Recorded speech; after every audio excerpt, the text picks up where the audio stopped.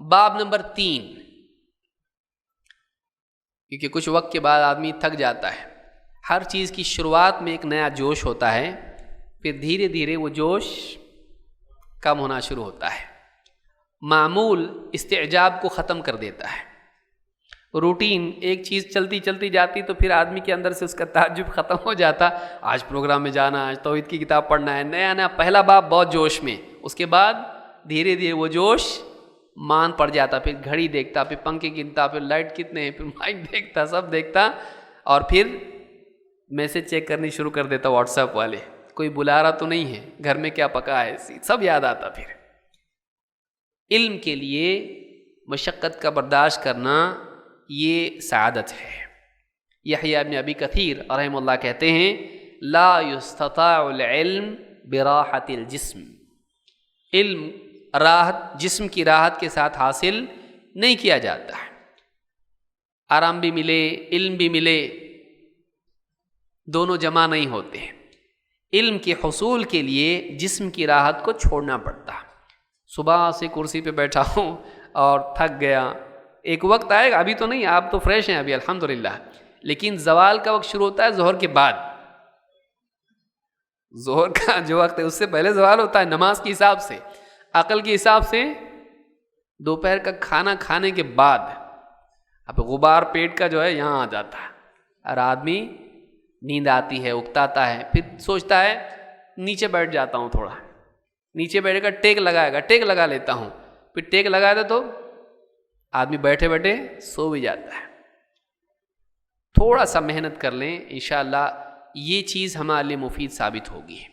اللہ تعالی ہم سب کو شام تک جمع رہنے کی توفیق عطا فرمائے. دیکھیں کتنے بھاگتے ہیں.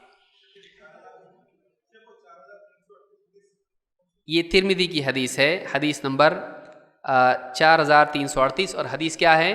حسن ہے. اگر کوئی آدمی بتا دے ہم کو شام تک کھڑے رہو دھوپ میں 1 ملین ملیں گے، تو 1 ملین لوگ جمع ہو جائیں گے. صحیح؟ کیونکہ ہم کو ملین معلوم ہے. ملین کس کو کہتے ہیں؟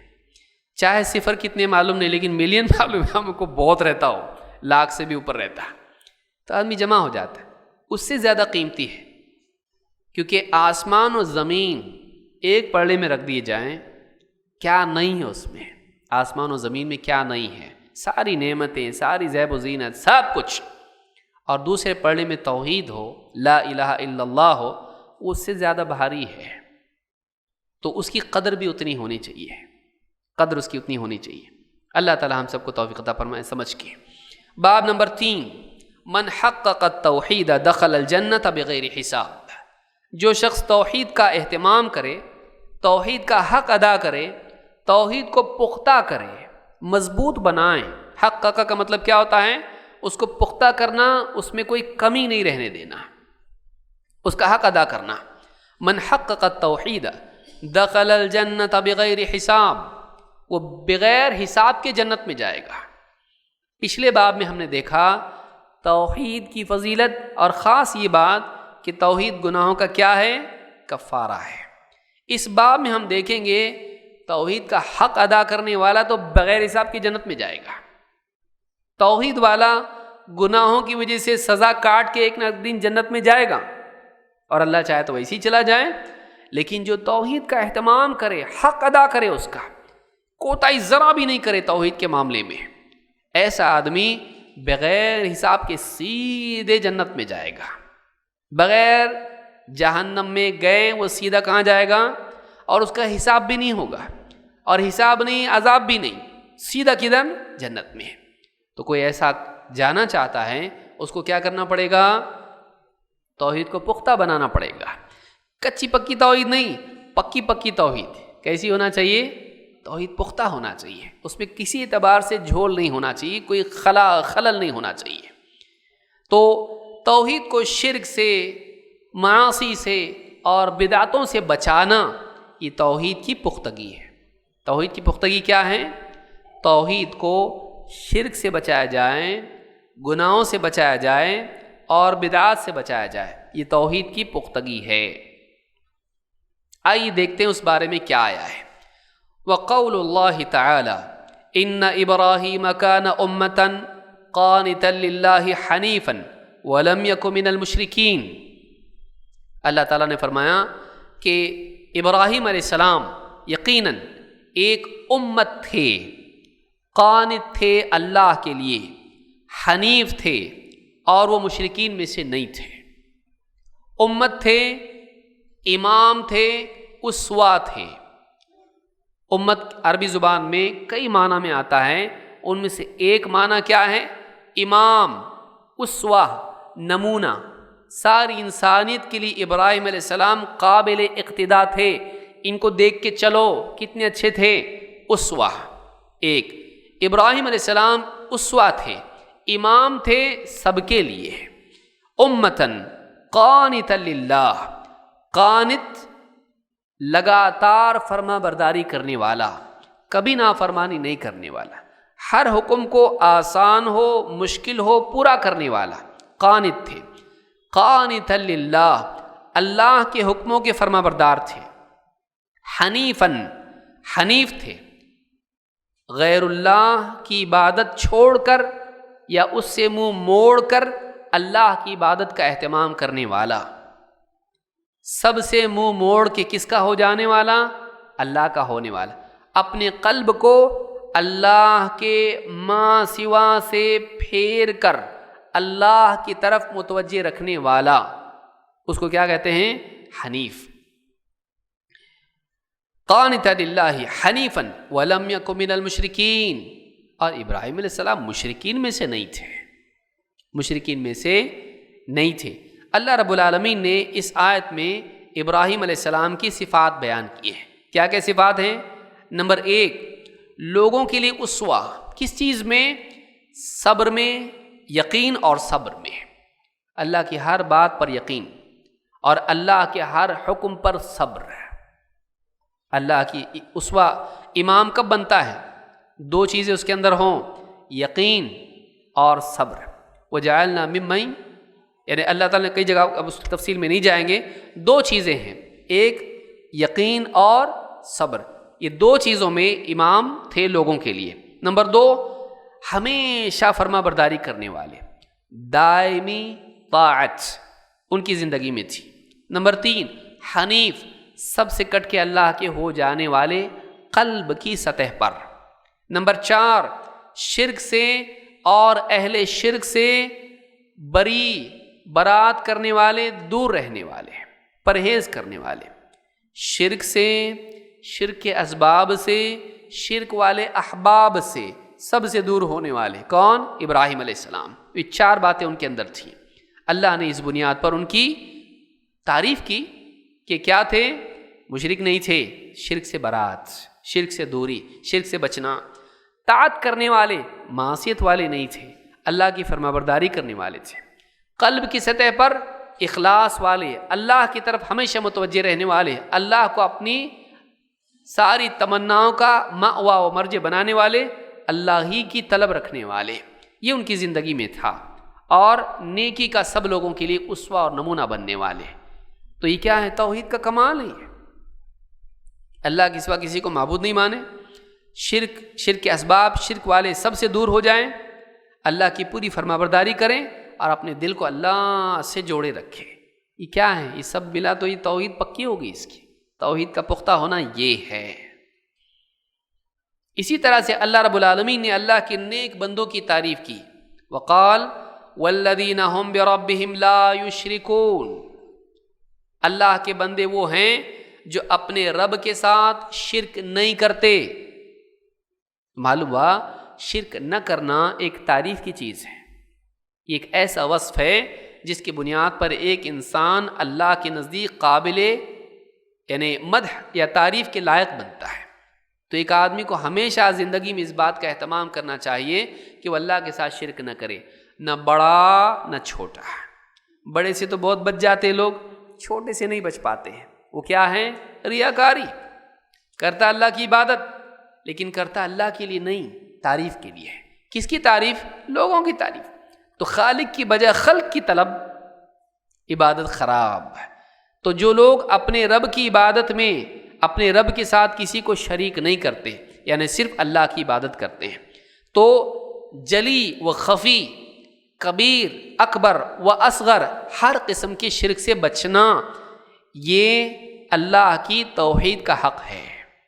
بڑے چھوٹے، کھلے چھپے، ہر شرک سے بچنا یہ توحید کا کیا ہے؟ حق ادا کرنا، کیونکہ باب وہی ہے جو توحید کا حق ادا کرے. آئیے دیکھتے ہیں ایک اور حدیث جو لمبی حدیث ہے. عن حسین ابن عبد الرحمن قال كنت عند سعید ابن جبیر. حسین ابن عبد الرحمن تابعی ہیں، کہتے ہیں كنت عند سعید ابن جبیر، میں سعید ابن جبیر، یہ بھی تابعی ہیں، ان کی خدمت میں حاضر تھا، ان کے پاس تھا. فقال ایکم رأى الكوكب الذي انقض البارحة. انہوں نے کہا تم میں سے کون ہے جس نے رات میں دیکھا ایک ستارہ ٹوٹا؟ کون دیکھا یہ؟ قلت انا، کہتے میں نے کہا کہ میں نے دیکھا. ثم قلت اما انی لم اکن فی صلاة ولکنی لدغت. کہا کہ میں نے دیکھا، لیکن انہیں شبہ ہوا کہ کہیں یہ نہ سمجھے کہ میں رات میں عبادت کر رہا تھا اس لیے اٹھا تھا تو میں نے دیکھا. کہا کہ میں نماز نہیں پڑھ رہا تھا لیکن رات میں اٹھ گیا کیونکہ مجھ کو ایک یعنی زہریلے جاندار نے ڈس لیا تھا، بچھو یا کچھ اور، تو مجھے ڈس لیا تھا، اس کی تکلیف سے میں سو نہیں پایا اس لیے جاگا تھا، تو میں نے دیکھا تارا ٹوٹا تو تب میں دیکھا. یعنی انہوں نے وضاحت کی کہ میں عبادت نہیں کر رہا تھا، کہیں یہ نہ سمجھے کہ بہت عبادت گزار ہے. وہ لوگ نفی کرتے تھے اور ایسی چیز جو نہیں کی ہے اس پر تعریف کی چاہت نہیں کرتے تھے. قال فما صنعت، تو انہوں نے پوچھا سعید بن جبیر نے تو کیا کیا تم نے؟ جب بچھو نے تم کو ڈسا تو تم نے کیا کیا؟ قال ارتقیت، میں نے اپنے اوپر رقیہ کیا. قال فما حملك على ذلك، کا کس بنیاد پر کیا ایسا؟ قلت حدیث حدثناه الشعبی، اس حدیث کی وجہ سے جو ہم سے امام الشعبی نے بیان کی. امام الشعبی تابعی ہیں. قال وما حدثكم، کا وہ کیا حدیث ہے؟ انہوں نے کیا بیان کی حدیث؟ قلت حدثنا عن بریدہ ابن الحصیب، ہم سے بریدہ ابن حصیب نے یہ روایت بیان کی، صحابی ہیں. انہ قال لا رقیۃ الا من عین او حمۃ، حضرت بریدہ نے روایت بیان کی کیا کہ رقیہ نہیں کرنا ہے مگر نظر لگنے سے یا حمہ سے، بخار سے یا ڈسنے سے. تو ڈسے جانے سے رقیہ کیا جاتا ہے، سانپ بچھو کاٹ لے رقیہ، یا پھر کسی کی نظر لگ جائے تو رقیہ کرنا ہے. دو چیزیں ان میں رقیہ کیا جاتا ہے. تو میرے پاس دلیل تھی تو میں نے کیا. فقال قد احسن من انتہى الى ما سمع، انہوں نے کہا کہ ہاں اس آدمی نے اچھا کیا کہ اس نے جو علم سنا تھا اسی کے مطابق پابندی سے عمل کیا. سنے ہوئے علم، عقل والا علم نہیں، کون سا علم؟ سنا ہوا، سمعنا، حدثنا، اس طرح کا سنے ہوئے علم کے مطابق اس نے عمل کیا. ولكن حدثنا ابن عباس رضی اللہ عنہما عن النبی صلی اللہ علیہ وسلم قال، لیکن ہم سے ابن عباس رضی اللہ تعالیٰ عنہما نے حدیث بیان کی اور انہوں نے وہ روایت کی نبی صلی اللہ علیہ وسلم سے. کیا آپ نے فرمایا؟ اوردت علی الامم، مجھ پر امتیں پیش کی گئیں. فرأیت، کہتے ہیں فرأیت النبی ومعہ الرہط، تو میں نے دیکھا کہ ایک نبی اور اس نبی کے ساتھ ایک جماعت. رہط کہتے ہیں ایسی جماعت کو جو 10 سے کم نمبر والی ہو، 10 سے کم لوگ والی جماعت ہو تو اس کو کیا کہتے ہیں؟ رہط. والنبی ومعہ الرجل ورجلان، اور پھر میں نے ایک نبی ایسا بھی دیکھا جس کے پاس ایک یا دو آدمی تھے. والنبی لیس معہ احد، اور ایسا بھی نبی دیکھا جس کے ساتھ کوئی بھی نہیں تھا، اکیلا دعوت دی لیکن کوئی مانا نہیں، اور وہ نبی اکیلا ہی ہے، کوئی ماننے والا نہیں ساتھ میں.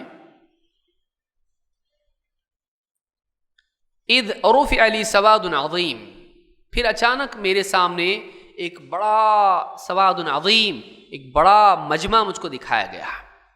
فظننت انہم امتی، میرے دل میں خیال گزرا کہ شاید یہ میرے امتی ہیں، میں نے گمان کیا کہ میرے امتی ہیں۔ وقیل لی ھذا موسیٰ وقومہ، مجھ سے کہا گیا نہیں، یہ حضرت موسیٰ اور ان کی قوم ہے، اتنی بڑی جو بھیڑ دکھائی دے رہی ہے یہ حضرت موسیٰ اور ان کی قوم ہے۔ فنظرت فاذا سواد عظیم، پھر میں نے دیکھا، دوسری طرف دیکھا تو مجھے ایک اور بڑا مجمع دکھائی دیا۔ فقیل لی ھذہ امتک، فرشتوں نے کہا یہ آپ کی امت ہے، یہ آپ کی امت ہے۔ ومعهم 70,000 يدخلون الجنة بغیر حساب ولا عذاب، اور ان کے ساتھ اور 70,000 ہیں، ان کے علاوہ بھی ہیں اور کتنے؟ 70,000 ایسے کہ وہ جنت میں جائیں گے بغیر حساب اور بغیر عذاب کے، نہ حساب ہوگا نہ عذاب ہوگا۔ کتنے لوگ ہیں وہ؟ 70,000۔ ثم نہض فدخل منزلہ، یہ کہہ کہ اللہ کے نبی صلی اللہ علیہ وسلم اٹھے، اپنے کمرے میں چلے گئے۔ اتنا بتا کے چلے گئے، کون نہیں بتایا آپ نے، چلے گئے کمرے میں۔ فخاض الناس فی اولئک، اب صحابہ جو سنے حدیث آپس میں ان میں گفتگو ہونے لگی، آپس میں مباحثہ ہوا کہ کون لوگ ہیں یہ؟ قال بعضهم فلعلهم الذین صحبوا رسول اللہ صلی اللہ علیہ وسلم، بعض نے کہا شاید یہ وہ لوگ ہیں جو نبی صلی اللہ علیہ وسلم کی صحبت جن کو نصیب ہوئی، شاید یہ لوگ ہوں گے جو اس حدیث میں آئے ہیں، امت میں سے یہ لوگ ہیں 70,000۔ وقال بعضهم فلعلهم الذين ولدوا في الاسلام ولم يشركوا بالله شيئا، دوسرا قول کسی نے کہا شاید یہ وہ لوگ ہیں جو اسلام میں پیدا ہوئے، جنہوں نے جاہلیت کا زمانہ نہیں پایا اور انہوں نے زندگی میں کبھی شرک نہیں کیا، شاید یہ وہ لوگ ہیں۔ وذكروا اشیاء، اور مختلف باتیں اور بھی کچھ کسی نے کہیں۔ فخرج علیہم رسول اللہ صلی اللہ علیہ وسلم فاخبروہ، پھر کچھ دیر بعد اللہ کے نبی صلی اللہ علیہ وسلم باہر آئے تو صحابہ نے یہ ساری باتیں جو ان کے ذہنوں میں آئیں، مختلف رائیں ان کو بیان کیا۔ فقال هم الذین لا یسترقون ولا یکتوون ولا یتطیرون وعلی ربهم یتوکلون، آپ نے کہا یہ وہ لوگ ہیں جو رقیہ نہیں کرواتے اپنے لیے، پڑھ کے پھونک میرے اوپر، نہیں بولتے، رقیہ نہیں کرواتے۔ هم الذین لا یسترقون ولا یکتوون، اور وہ داغ کے ذریعے سے اپنا علاج نہیں کرواتے، داغ دینے کا ایک علاج کا طریقہ ہوا کرتا تھا، وہ علاج نہیں کرتے کیونکہ جہنمیوں کے لیے سزا ہوگی، تو دنیا میں اس کی مشابہت کو پسند نہیں کیا اگرچہ وہ حرام نہیں ہے، تو کہا ولا یکتوون ولا یتطیرون، اور تطیر بھی نہیں کرتے، شگن نہیں لیتے۔ تطیر پرندے سے، طیر کیا کرتے تھے عرب کے لوگ، کام ہوتا کہ نہیں معلوم نہیں، تو اب کیا کرتے تھے، پرندہ اڑاتے تھے، اڑ کے دایاں گیا ہوگا کام، سیدھی طرف گیا، بایاں گیا نہیں ہوتا کام، تو اس سے ایسا مطلب لیتے تھے، اس کو کیا کہتے ہیں، تطیر، شگن لینا۔ ہمارے ہوتا نا، بلی راستہ کراس کی، کام نہیں ہوتا، دودھ گرا، کچھ تو اشبھ ہونے والا ہے، جاتے وقت کوئی پیچھے سے چھینکا، آواز دیا، کیوں پیچھے سے آواز دیا، نہیں ہوتا کام۔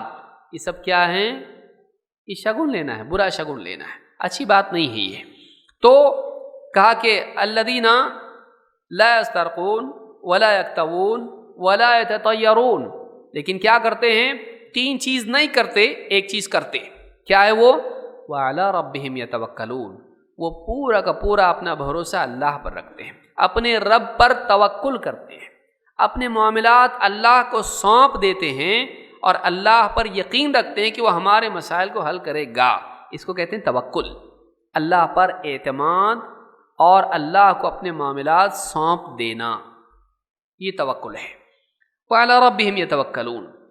فقام عکاشۃ بن محصن، ایک صحابی ہیں عکاشہ ابن محصن، کھڑے ہوئے کہا، فقال ادعو اللہ ان یجعلنی منہم، کہ اللہ کے رسول اللہ سے دعا کیجئے مجھے اللہ تعالیٰ انہی میں شامل کر دے۔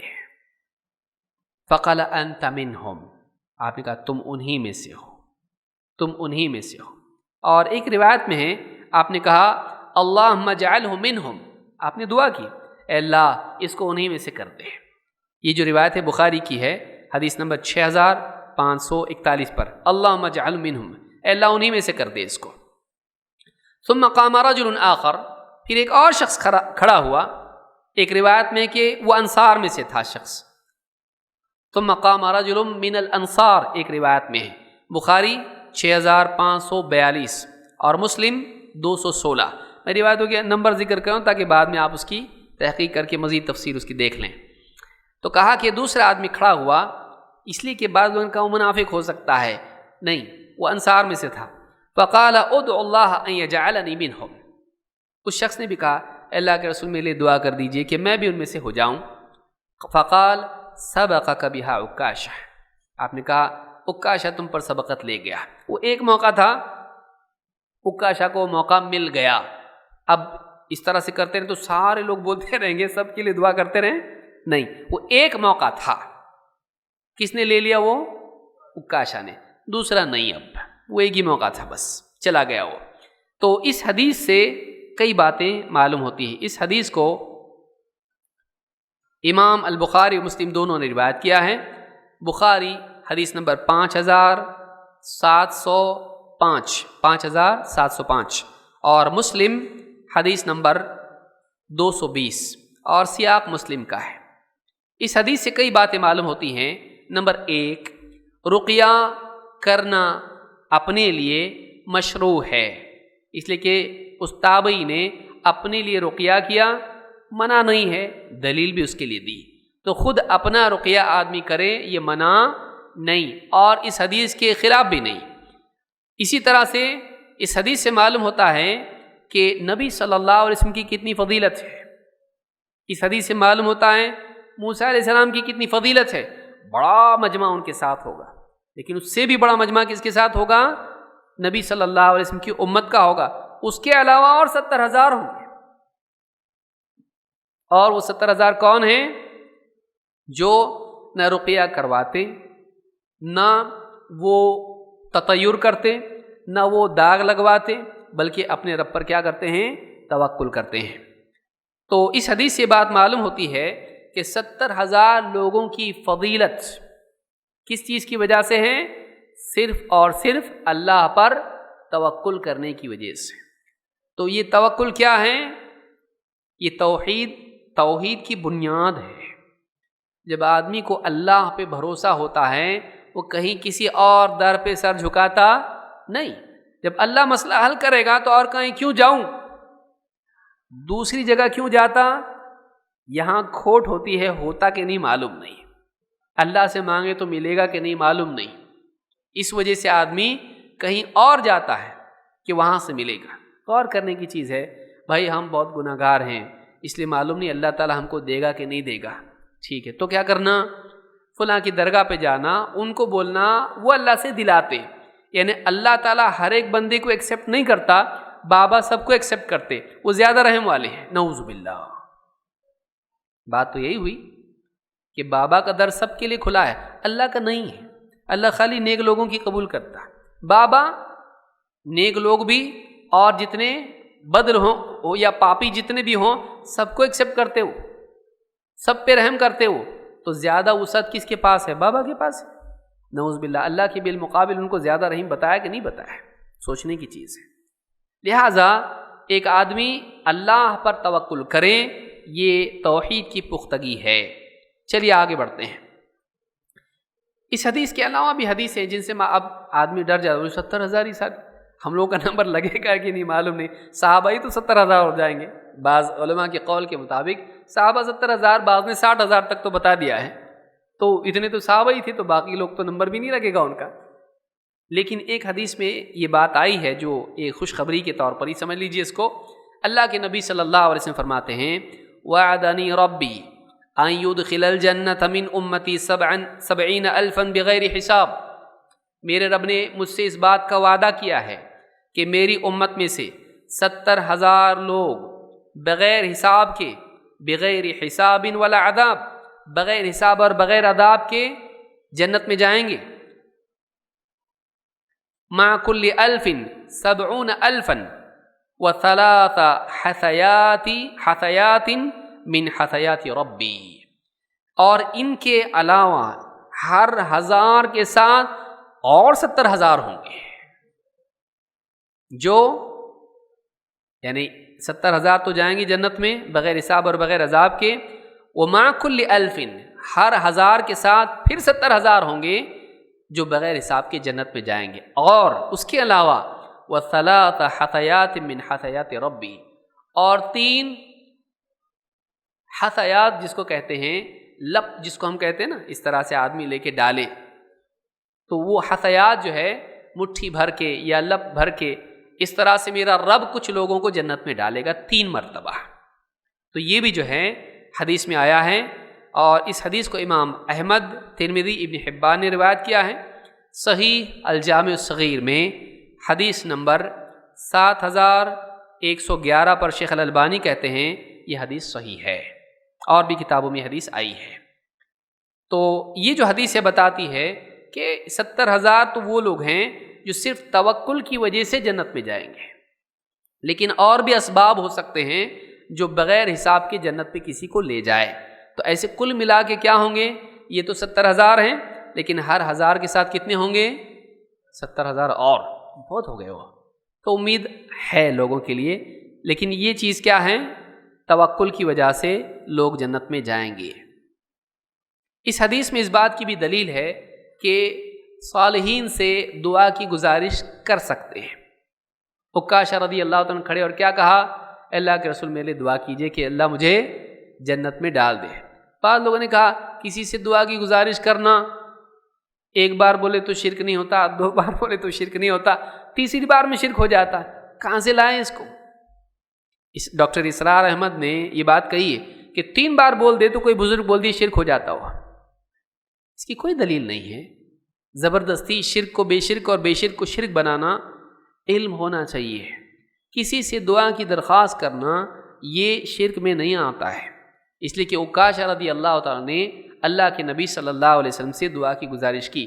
معلوم ہے کہ دعا کی گزارش کرنا رقیہ کروانے سے الگ ہے، اس لیے کہ ان میں سے ان کو شامل کر دیا جبکہ دعا کی گزارش کر رہے ہیں۔